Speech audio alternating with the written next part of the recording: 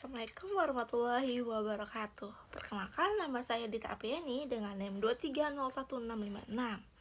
Di sini saya akan membuat video dari laporan kemajuan yang berjudul Identifikasi Waktu Tiba Gelombang P dan S menggunakan SWAM pada data seismik stasiun STRL komponen EHZ FG00. Nah, sebelumnya ada yang tahu nggak aku mau di mana? Yang pengen tahu, tonton videonya ya.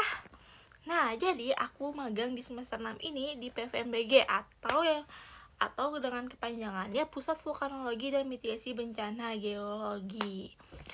Nah, selama magang aku ngapain aja ya? Ada yang tahu? Nah, jangan lupa tonton videonya terus ya teman-teman. Nah, pada bagian latar belakang ini, pemantauan aktivitas gunung api memerlukan analisis data seismik yang akurat. Data ini direkam oleh seismometer dalam bentuk waveform dan digunakan untuk memahami karakteristik gempa yang terjadi di bawah permukaan. Nah, selain itu, identifikasi gelombang P dan S menjadi komponen utama dalam analisis seismik. Nah, perbedaan waktu tiba kedua gelombang ini digunakan sebagai dasar dan dalam menentukan parameter penting gempa. Nah, selanjutnya, selisih waktu itu datang ketika gelombang P dan S atau delta T digunakan untuk memperkirakan jarak sumber gempa terhadap stasiun pengamatan, sehingga membantu dalam interpretasi aktivitas vulkanik.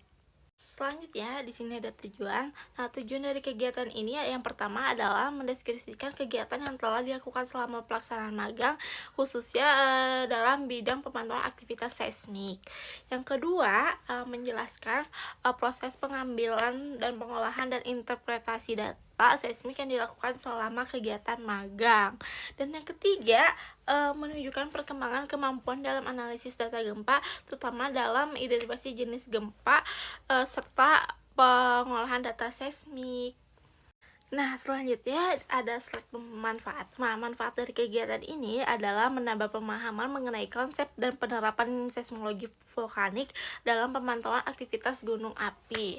Selain itu juga, kegiatan ini juga memberikan pengalaman lapangan dan praktik langsung dalam pengambilan serta pengolahan data seismik. Dan selanjutnya itu meningkatkan keterampilan dalam penggunaan perangkat lunak analisis data seismik selama kegiatan magang. Nah, pada bagian teori dasar ini, gelombang seismik merupakan gelombang elastis yang dihasilkan akibat pelepasan energi dari dalam bumi dan direkam oleh seismometer dalam bentuk waveform. Nah, gelombang ini terdiri dari gelombang P dan gelombang S. Gelombang P ini memiliki kecepatan lebih tinggi sehingga tiba lebih dulu. Sedangkan gelombang S ini memiliki kecepatan yang lebih rendah namun amplitudonya lebih besar. Nah, selisih waktu kedatangan kedua gelombang tersebut atau delta T ini digunakan untuk memperkirakan jarak sumber gempa terhadap stasiun pengamatan. Nah, selain itu juga terdapat hubungan frekuensi magnitudo yang dinyatakan dalam B-value yang digunakan untuk mengetahui distribusi ukuran gempa serta kondisi bawah permukaan yang berkaitan dengan aktivitas magma. Nah, pada metode penelitian ini terdapat dua tahapan utama, yaitu tahapan penelitian dan tahapan pengolahan data. Pada tahap penelitian, data diperoleh dari stasiun STRL EHZ FG00 dan diambil secara harian menggunakan software SWAM. Data diperoleh direkam dalam bentuk waveform, kemudian dilakukan proses picking untuk menentukan waktu tiba gelombang. Nah, selanjutnya pada tahap pengolahan data dilakukan penentuan waktu tiba gelombang P dan S, perhitungan selisih waktu delta T atau S dikurang P, pengelompokan jenis gempa seperti FA/FB, serta visualisasi data dalam bentuk grafik. Selanjutnya di sini ada hasil dan pembahasan.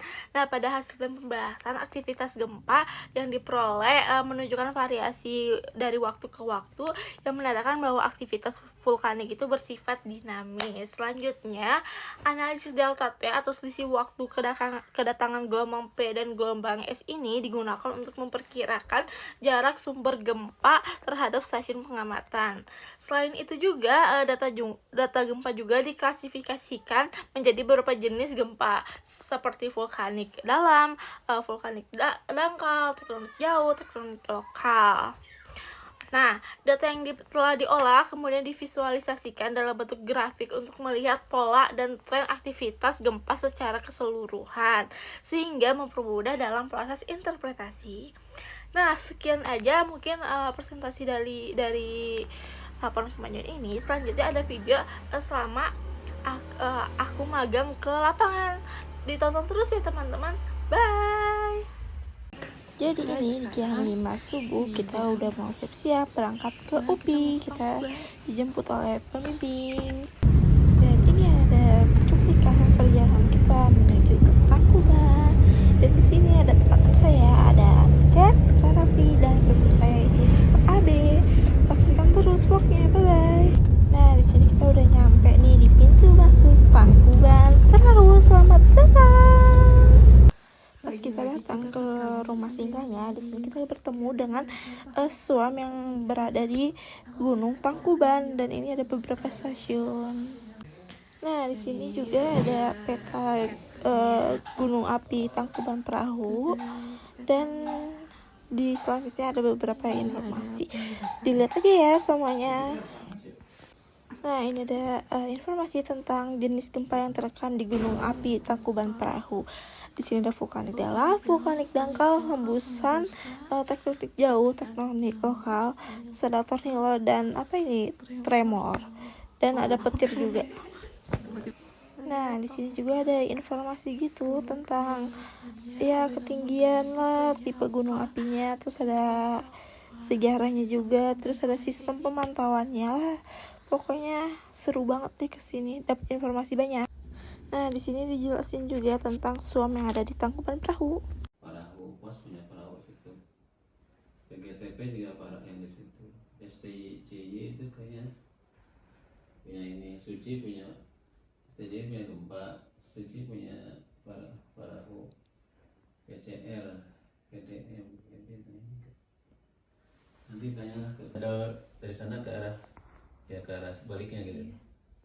Yang ini inframerah kan, thermal kamera, ya inframerah kan radiasi panas ya yang dipantau. Nah, ini dari Gracia tahu kan, di bawah ada tempat wisata namanya Gracia. Ini Domas. Nah, kita rencananya akan ke Domas ini nanti. Nah, udah pernah ke Domas? Nah, di sini juga ada alat untuk merekam dari aktivitas gunung api, yaitu masih dengan alat jadul, yaitu menggunakan kertas. Nah, langsung aja di sini perjalanan kita menuju ke Tangkuban Perahunya untuk mengukur kelembapan dan lain-lain. Nah, di sini langsung pasang alatnya untuk kita nembak di dua stasiun, itu di stasiun Upasil dan stasiun saya lupa gitu.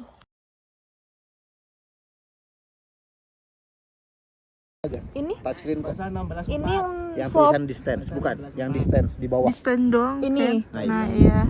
Yang rusak ininya, nah itu. Oh, iya. Nggak kelihatan Nah, ada itu. baik ya. Nanti ini langsung ukurnya otomatis 10 kali tembakan. Nah, selanjutnya kita langsung ke trekking ke Kawah Domas. Nah, di sini tuh ada Pak Kavi, Pak AB, saya lupa namanya siapa lagi. Intinya bapak-bapak gaul pol. Setelah perjalanan jauh, akhirnya kita nyampe juga di Kawah Domas. Nah, di sini jalannya katanya hati-hati, takutnya ambles gitu. Dan kita mau mengukur titik didih dari Kawah Domas ini.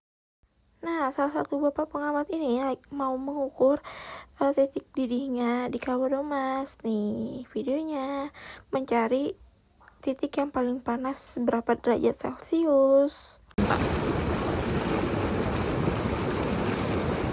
Nah, selanjutnya pindah tempat dan kita jalan lagi, dan harus berhati-hati jalan di Kawah Domas ini.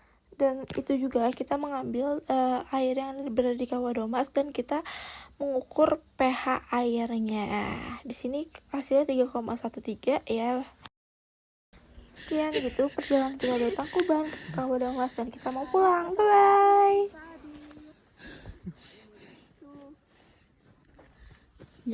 Nah, mungkin segitu aja video dari saya. Kurang lebihnya mohon maaf. Wabillahi taufiq hidayah. Wassalamualaikum warahmatullahi wabarakatuh.